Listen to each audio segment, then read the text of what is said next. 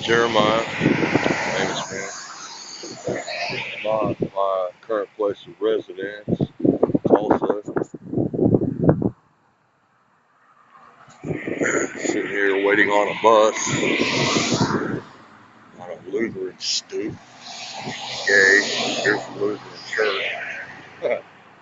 Right? Hey, they got a little bell up there. Isn't that cute? You know?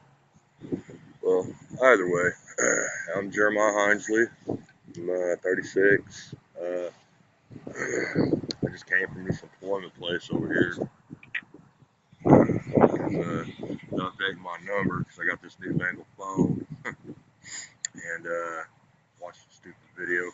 Buses around here only run like once every 3 years, so because you know, Oklahoma being the asshole of America, if you ever read the history of it, it's the last place anybody wanted to go. However, do have a fine local population of misfits and white trash and just name your deal, but we're all equally wretched and worthless.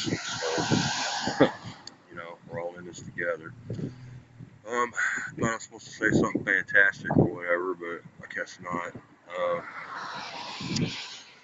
Either way, my birthday's February 13th. I'm Aquarius. I've been thinking about writing his poems and stuff to maybe read them. I don't know because I have this one in my mind. It's called about the Dremel, you know, and I keep thinking like the hairy beast and where all the wild things are, but not exactly that. See, I have all this stuff in my head, especially now that I don't do drugs anymore. It's kind of like I guess I'm okay to be me for the first time in my life. Some of you accept that. I'm not really used to that, so you know I get a little nervous when I get nervous with handles. So such is the spice of life, I suppose. Got about 15 minutes on the bus, which in Oklahoma time means about 2 hours, you know, whichever. I'm headed over to Jake's, Jacob Wilson. Y'all need to friend his ass. He's a very good man. I've known him since 7th grade. If you see my picture on Facebook that a friend sent me, I weighed like 300 pounds. And, oh man, good stuff though.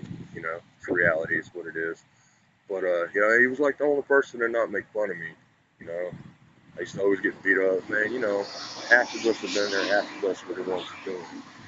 You know, two kinds of people. Facebook told me those piss in the shower and those lie about it. You know, it's just pretty funny. You know, another thing was to sound thug, you gotta say and shit after everything. And I think it said I was playing with bubbles and shit.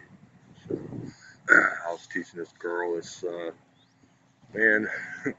She doesn't cuss. She doesn't do anything. She's like totally Christian. She knows who Burl Ives is, which I know who he is because I was raised. You know, I come from a long line of Christian Right, Tabernacle, Fire, and Brimstone and such. And you know, I was trying to get her to sound thug. And she's a real sweet girl, but she's that type that you know you know, if you're where I'm from or something like that, or just got that little bit of grit, you know. And her, she's everything that I'm not, in a way, you know. She's sweet, she's all these things, and it's like, okay, girl, you know, it's kind of hard to see people as real like that. You know, I don't know if that's the right way to say it, but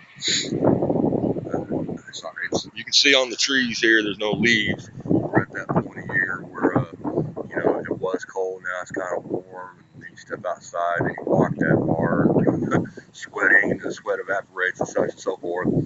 This is Oklahoma, we have like some of the most craziest weather on earth. Literally, you can go swimming one day, and a couple of days later, you're just skiing. How it is. You know, in the middle of Tornado Alley. So I've lived here a long time, and you know, I don't know. I've never seen a tornado. Been close to them, don't get me wrong, but you know, I'm one of those people that I'm not in and of myself a dramatic person per se, or you know, she said in that locker school mentality.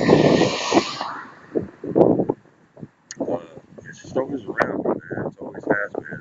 I guess I'm kind of an extra But either way, it's March 24th. Today is Monday. It's Monday, so I don't go to work on Mondays because we gotta have at least one guaranteed day off work. Plus, I gotta see Jake. So we're gonna talk about OCD and things like that.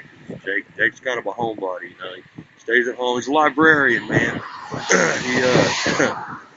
he he goes to work, goes home, kind of computer nerd and stuff like that in the most awesome of ways. I don't know how else to put it, you know. But I've known him, like I was saying earlier, I've known him since 7th grade. You know, I know him, he knows me. You know what I mean? It's kind of like my hetero life mate type deal. He's a great man. But either way, another great man in my life is Brent Bonham. Oh man, that's like my Yanni, if you want to say. Love that man. I've known him a long time. Had a lot of politics involved in that, but you know, he's one of those things with him and Jake and a few other things. It's like, you know, even through all the years where it was like, it's okay, you know, I like you for you. This is what you are. You know, I see it, but you don't. But it's okay. And, you know, all the other nonsense that you tell each other. And then it's like, now I'm sober. And sober a while. Sober minded, anyways. And, I get I've always had these things in my head where it's like, if you have some people have voices in their heads. Mine have houses and mortgages and yards. And they vote for their local skinny politician, you know. You know, they got to mow their grass on Sundays, so on and so forth. But it's just like microcosm. I don't know how else to describe that, but it's like, man, I used to think I was weird, and well, I am, I guess, in a way. But that's what makes me abnormal or normal or something.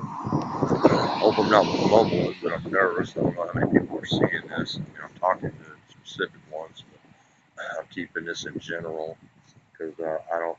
There's some people that I would talk to personally. Some people I would not, but I haven't figured out the beast that is Facebook, all that yet.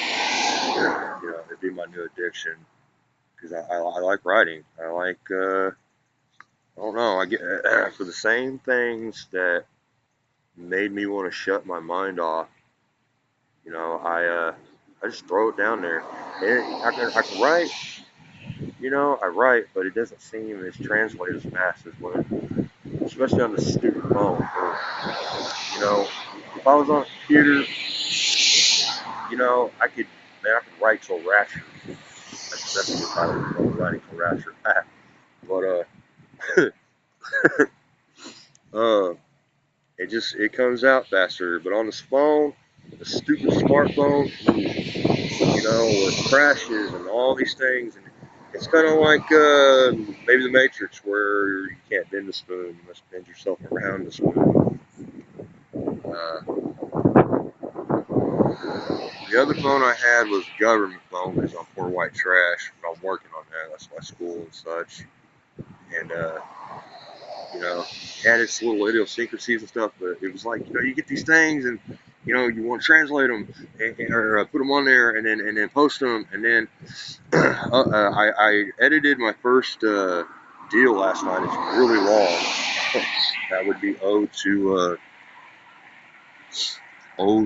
something illicit. I can't remember right off the top of my head, but friend Jake, ever since I've known him, he always had the saying, you know, I'd rather have a bottle in front of me than a frontal lobotomy. I don't know where he got it from, but it's uniquely Jake, you know. He's chock full of stuff like that. He's like the Cracker Jack of my life here. But you know, I like to put these little catchy titles because it's like, you know, the steak will sell itself. You know, it's all about the sizzle. You know, so it's like ode to, what was it? Either way, the subtitle is the Ballad of a bottle in front of me and a frontal lobotomy, because 12 hours I spent on this stupid poem. Kick, punch, stab. Oh man. I mean, literally 12 hours. I would stop long enough to rest and then just keep on going. Kind of like when I hitchhiked to California. You know, I had my head down and I'd be so angry.